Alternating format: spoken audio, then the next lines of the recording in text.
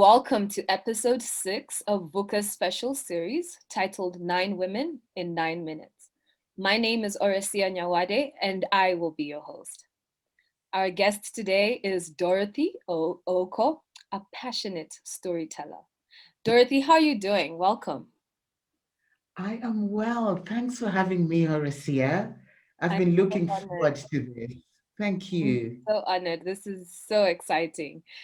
Before we start, can you please take a few minutes just to introduce yourself? Like, who are you? What do you do? And who do you do it for?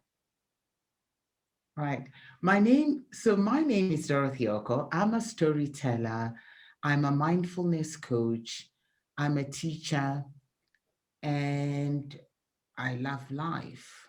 And I love the continent. I love Africa. I love showing up and telling stories that show up who we are as a people. No, I love that intro because as you and I have actually just been having a chat, is that a lot of people like to define themselves by the work they do.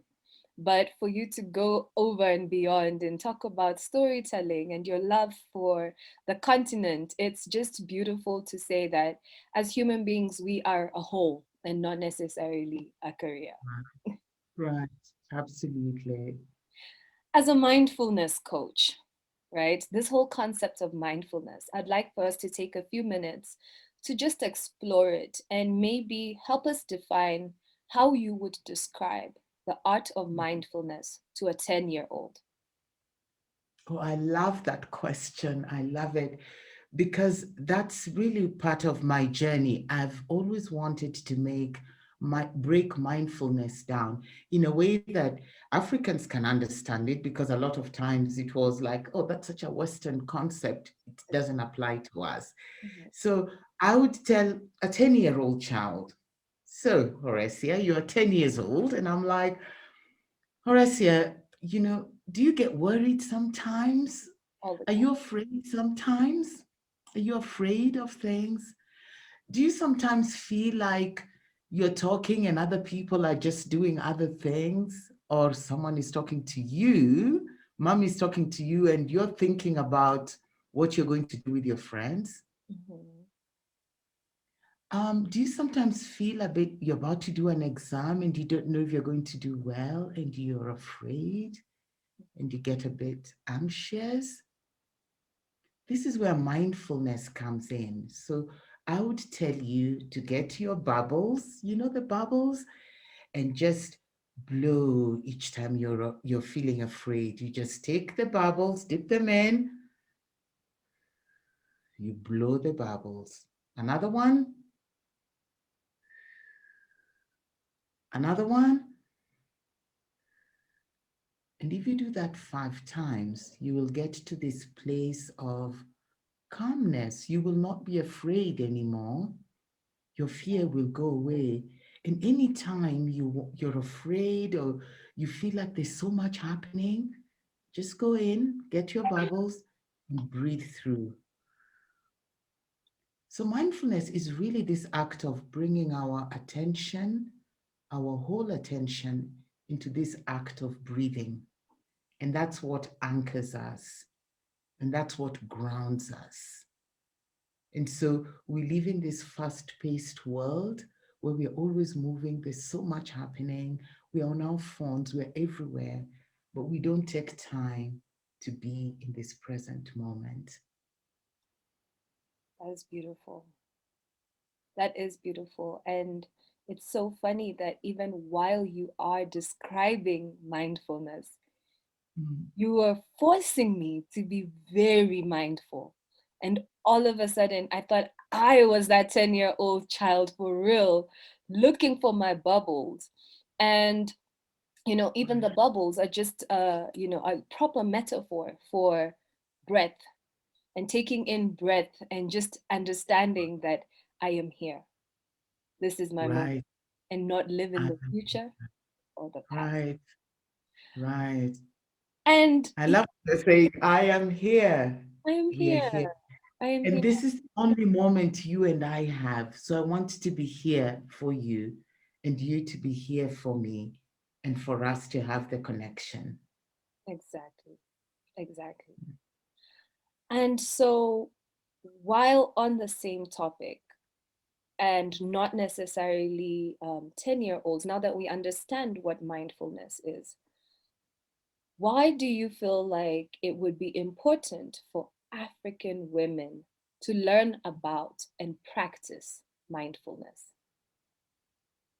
Right, that's a very important question because I feel that African women, we are naturals, we give. Women as a whole, we are giving. We are thinking of family first. We're thinking of the community. We are thinking of people we love, and we are always giving. Mhm. And we don't have this space sometimes. We don't create this space where we're thinking, how am I doing? I know I'm giving, but how am I doing? And to take a moment and just breathe Mhm. and not worry about other people, not worry if the children are having food to eat, if hubby is taken care of, if mom who has been sick is being taken care of, if dad who called, we worry, or if my niece or my nephew, we worry about others. And so mindfulness is a place where we connect with our bodies. And so there are many mindfulness practices. One of them is a body scan, which Mhm. allows you to just feel your body. Feel if you're feeling tired, where is this fatigue showing in your body? And Yeah, so when you're breathing in, you feel I'm actually exhausted. And to be able to take that and acknowledge that your exhaustion is manifesting in your body and feel it. And so I feel like because African women are always giving and nurturing and taking care of everyone, yeah, mindfulness helps to get to this place where they recharge themselves so they can give more.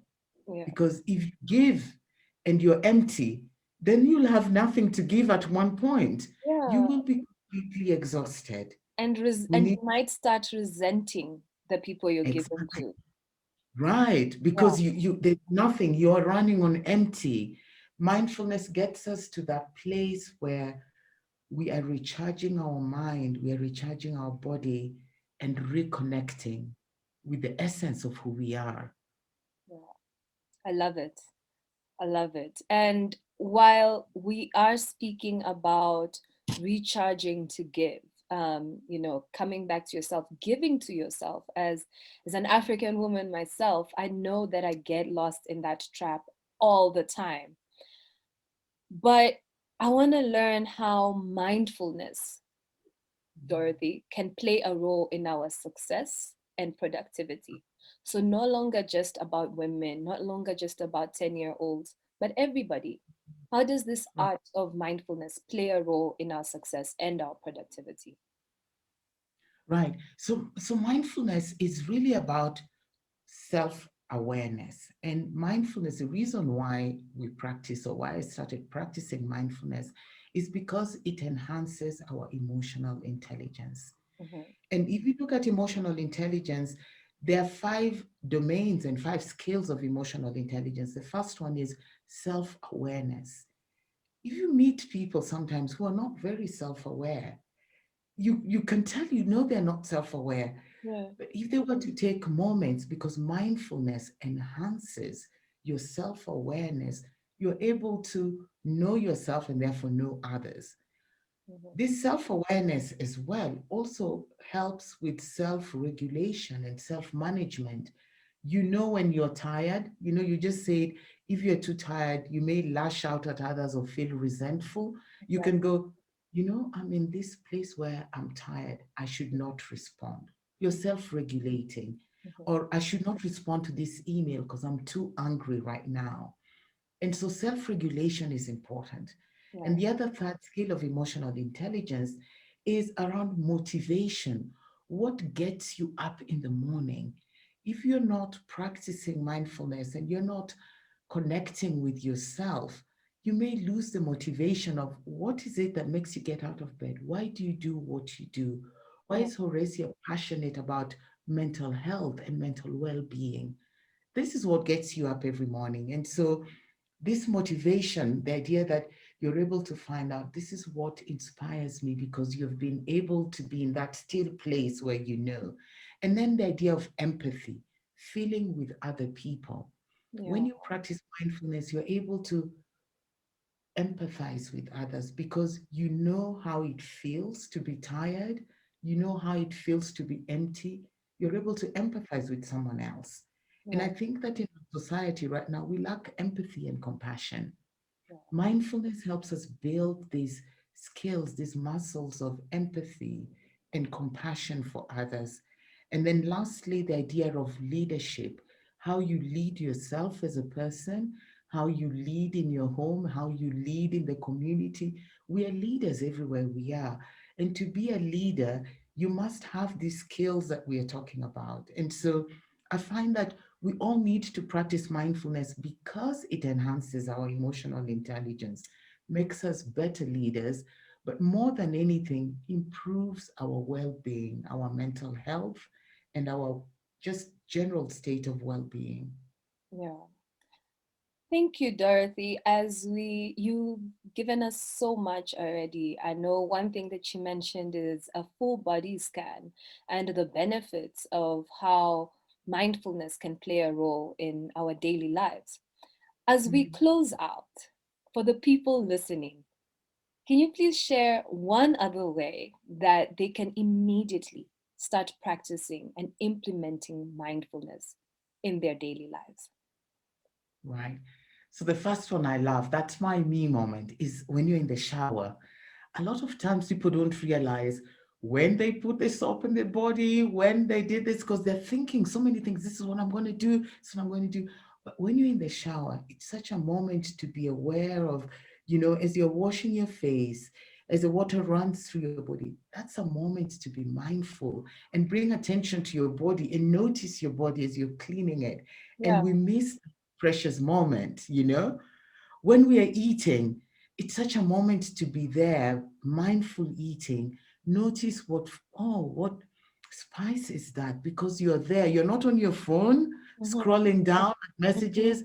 You're eating, you're present, having a conversation like what you and I are having. We are here present for one another. We are not on a call. We're just here present. Listen to your friend, your mom, your partner, and give them your full attention. There are moments when we can give people this presence and we miss it. When you're walking, going for a walk, just noticing the trees, noticing the plants, noticing the cars as you're just being in that walk and noticing what's around you, the smells, the birds chirping around you, the cars as they're, you know, when you bring your presence, you notice these things and you notice more about what's happening in life around you. Yeah.